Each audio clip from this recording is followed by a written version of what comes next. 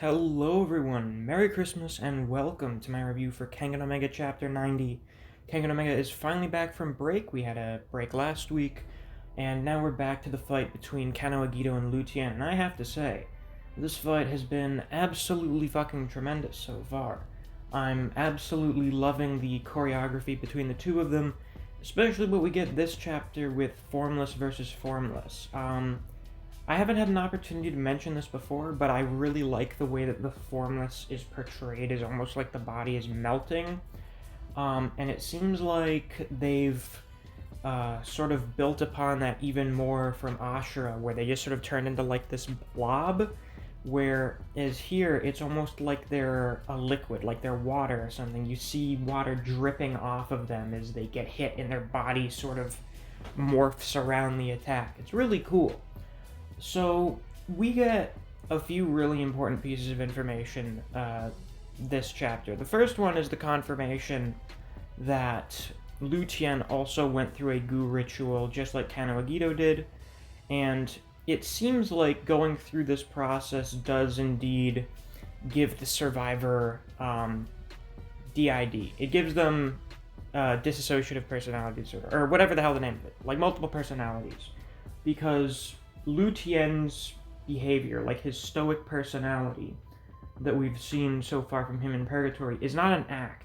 It's the real Tian, but it's the other Tian. So just like how Kano Agito's normal behavior is still Kano Agito, and his formless behavior is still Kano Agito, it's the same thing with Tian.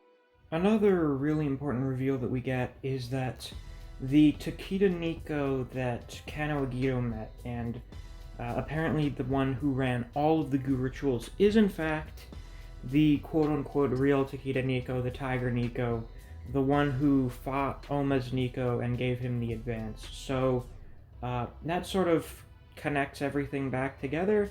I mean, we had sort of seen his silhouette back in Ashura, so it's not too much of a surprise, but it is nice to have like an actual confirmation that it is in fact Tiger Niko who was responsible for Kano being taught parts of the Niko style, being inducted into the goo ritual.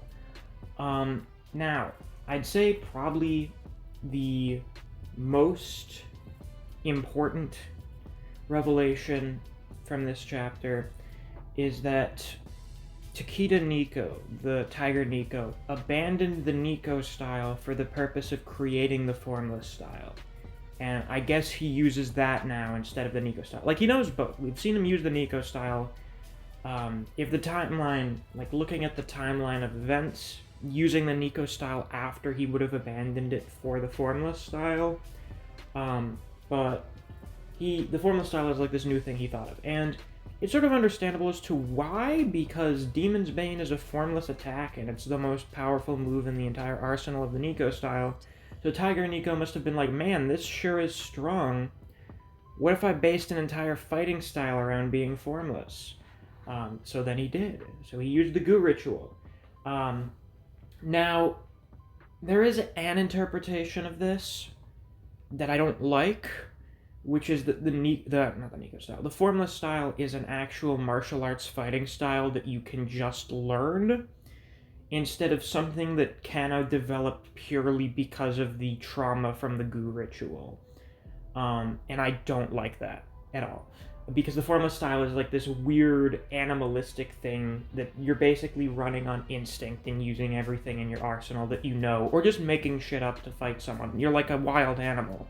So it being this martial art that you learn really takes away from that, and I don't care for that interpretation of it much. Alternatively, what they're just saying is that the Tiger Niko wanted to make people that would be able to fight in a formless style, and it's not like a martial art that you're taught. You have to be put in a mindset, and then just learning martial arts will allow you to fight in the formless style. That is something I'm fine with, because that's kind of what I figured what it was. I'd sort of figured that the Formless style was probably the intended result of the goo ritual, which seems to be the case with Tian also knowing it, and the fact that he is a quote-unquote perfect practitioner of the Formless style, which is interesting. Now, if this is the case, I really don't have a problem with it, because it doesn't really change what I thought the Formless style was. It just sort of adds a little more information to it, and that creating someone like Kano was the intended result of the Gu ritual, and that you could produce that result in other people. Now, I am wondering what exactly a perfect Formless style is, because it's Formless, and I would assume it would just be based on someone's martial arts knowledge and capabilities. But apparently, Lu Tian knows more of the Formless style than Kano Agito does. It's a perfected version, so I'm assuming what that means, based on the information we get in this chapter, that Kano Agito was just put into the mindset where he was able to use the Formless and never received the extra training after that. Lu Tian, on the other hand, basically went through the whole Gu ritual, lost his mind, and then got further martial arts training in probably the Niko style by Tiger Niko to create a more complete Formless style. Because it seems like the idea with Formless is basically just knowing all martial arts and being able to use them all in conjunction perfectly. Kind of. Which is, it's different from quote-unquote martial arts. Don't worry. Because this fucking basically just what it is. Like, you're just using martial arts, but there's no logic to it. Which is why it's harder to follow. So, that's cool, I guess. Now, with Lu Tian having a more perfected Formless style, he is able to get the upper hand on Agito when they're both using it. Which I kind of expected, to be honest. Lu Tian needs to push back on Kano Agito at some point. And also, it's an important part in almost every Agito fight, where he sort of gets pushed back against the ropes, and then does his thing. He evolves and becomes even stronger to respond to, which we see here at the end of the chapter with him going back to martial arts. So, I had a feeling that the reason Agito is going to be able to beat Lu Tian is because Lu Tian just knows the Formless style. Well, I mean, like, he knows the Wu Wang Fist, but his primary fighting style in this fight probably is the Formless style.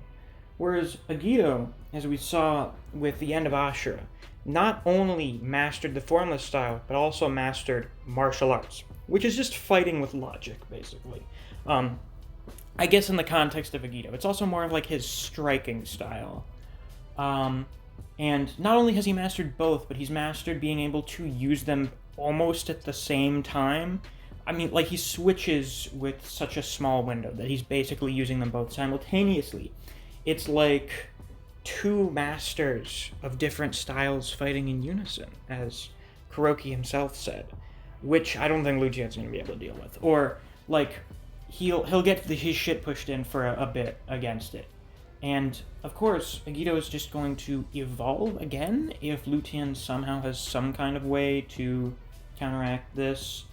So once again, I'm still expecting Agito is going to come out on top of this with maybe, like, mid-difficulty. Because he is fighting against someone who's basically a mirror image of one half of himself. Lu Tian doesn't have anything on the other half of Kano Agito. So, definitely we're going to see martial arts Formless switching at the same time like we did against Kuroki. We'll probably see him figure out some new stuff because he still has the power of evolution.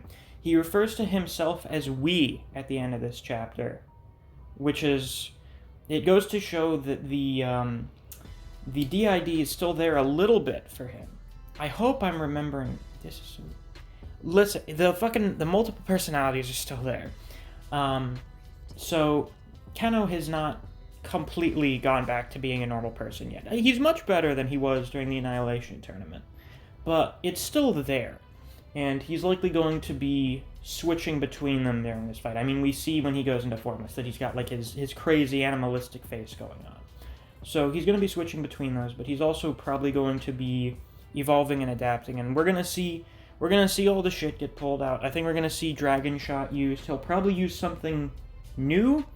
I am wondering if Lu Tian is going to use the Wu Wang Fist at some point to try and catch him off guard because he's been using Formless the whole fight, and then Agito uses Supinating Wrist Lock or something. Again, I really hope Kuroki didn't leave after Rahito's fight, because I really do want to see what he has to say about seeing Kano again fighting after 2 years.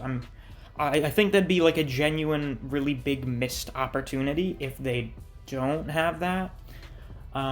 So hopefully they will. But it'd be really cool if he did something like that. I do have a feeling like that's going to be something that happens later on in the fight where Lu Tian's been using the Formless and then pulls out the Wu Wang Fist in the middle of a combo or something. I don't know. And it was like, like we bring back the Ashura narrator who's been sorely missing for most of Omega. That's something I noticed recently, is the like super epic narrations that you had for most Ashura fights is just not really present in, I think, any of the Omega fights, and it kind of takes away a bit from it. But that's a bit of a tangent. You bring back like the narrator who's like, Lu Tian used the Wu Wang Fist, assuming that Kano Agito would have forgotten about it after fighting against the Formless style for most of the match, and he like does it. But Agito, I don't know, does Supinating Wrist Lock or something. He fucking breaks Lu Tian's wrist, and it's like, but Kano Agito forgot nothing. Something cool like that. I don't know. I do think ultimately he's gonna beat Lu Tian's punk ass at some point towards the end of this. So yeah, that's pretty much all there is for this chapter, other than some other stuff like the first page with Sayaka. Nice. And some stuff with Koga using the Fist Eye. We get a very interesting perspective on seeing Formless versus Formless. It's basically you can see what's going on, but you literally have no fucking idea what's going on. You can see everything they're doing, but you don't understand any of it. That's the level these guys are on. And one more thing, with how good Lu Tian's doing against Agito here in this fight, it should go without saying Lu Tian is like an S tier fighter. Depending on, if Lu Tian wins, he's fucking beard level. Like, we understand that, right? If he manages to beat Agito at the level Agito is at now, then he's S plus tier. He's at the tops of the verse, basically. And there's only Kuroki and probably Oma that would be able to beat him. That's how crazy Lu Tian is if he wins this, not through purgatory rules. But I don't think he's going to. I think Lu Tian's going to be like a strong S tier, but he's not going to be above S tier like Agito, Oma, and Kuroki. So with that, that's all I have to say for this video. If you enjoyed, please be sure to like, comment, subscribe, and click that notification bell so you don't miss any of my uploads. I do Kengan Omega chapter reviews every week. If you enjoy other series such as Record of Ragnarok, Chainsaw Man, and Jujutsu Kaisen, I do videos on those series as well. So if you're interested in those, you should definitely check out my channel. If you enjoy discussing Kengan Omega with other people, or you just enjoy the content I produce on this channel, I highly suggest you check out my Discord server. I have linked to it on my channel. Thanks for watching, Merry Christmas, and I'll see you around.